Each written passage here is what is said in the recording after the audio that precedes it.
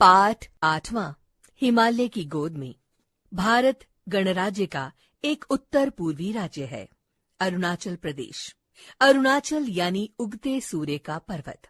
हिमाचल पर्वत के बीच में बसे इस राज्य की राष्ट्रीय सीमा नागालैंड और असम से मिलती है। ईटानगर अरुणाचल प्रदेश की राजधानी है। इस राज्य के पहाड़ों के ऊपरी हिस्सों में हमेशा बर्फ जमी रहती है और निचले हिस्सों में घने वन हैं।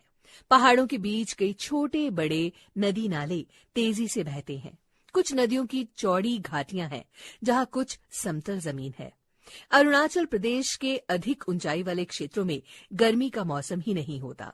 यहाँ नवंबर से फरवरी तक कड़ाके की ठंड पड़ती है और मार्च के महीने से ही पानी बरसने लग जाता है। बारिश बढ़ती जाती है और जून से सितंबर तक घनघोर मूसलाधार वर्षा होती है।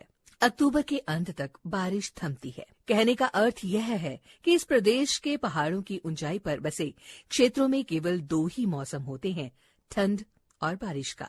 जब इतनी बारिश होती है तो जाहिर सी बात है कि जंगल घने होंगे ही। इनमें कई तरह के पेड़ों के अलावा बांस और बेंत बहुत अधिक होते हैं। अरुणाचल के लोग बांस और बेंत का प्रयोग अधिक करते हैं। बांस के खंभों पर बने बांस के घर तो हैरान कर देने वाले हैं।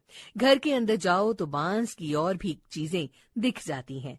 पानी भरकर लाने के लिए मोटे मोटे बांस के बर्तन देखेंगे और तो और ऊंचे स्थानों पर चीड़ के पेड़ दिखाई पड़ जाते हैं। अरुणाचल के जंगलों की बात करें तो यहाँ सुअर, हिरन, हाथी आदि तो होते ही हैं, परंतु 2 ऐसे जानवर भी हैं जो आसपास कहीं नहीं पाए जाते। ये हैं याक और मिथुन।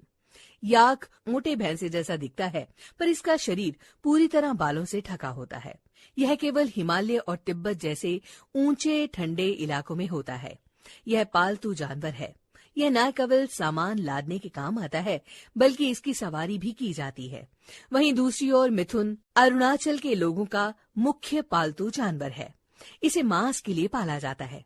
जानते हैं, जिसके पास अधिक मिथुन होते हैं उस व्यक्ति को धनवान माना जाता है। अरुणाचल प्रदेश में कई आदिवासी कबीले रहते हैं। अपतानी, आदि, गालो, मोनपा, निशी आदि। ये लोग अलग अलग इलाकों में रहते हैं। इनकी भाषाएं, धर्म, रहन सहन, रीति रिवाज आदि भी अलग अलग हैं। यहाँ के लोग हिंदी और असमिया भाषा बोलते हैं। आजकल अंग्रेजी भाषा भी लोकप्रिय हो रही है। अपतानी महिलाएं नाक में लकड़ी के बड़े बड़े गुटके पहनती हैं। इन्हें पहनना न केवल उनका शौक है, बल्कि उनका मानना है कि ये गुटके उनकी सुंदरता को भी निखारते हैं। नृत्य इनके सामाजिक जीवन का अभिन्न अंग है। लोसार, मापिन, सोलूंग, द्री, सी दोन्याई, रेह, न्योकुम यहाँ के प्रमुख जनजातीय पर्व हैं। आजकल भारत के अन्य भागों से बहुत से लोग यहाँ आकर आर्थिक व सांस्कृतिक गतिविधियों का आयोजन कर रहे हैं। निश्चय ही आश्चर्यचकित कर देने वाले इस प्रदेश की यात्रा करना तो बनता ही है।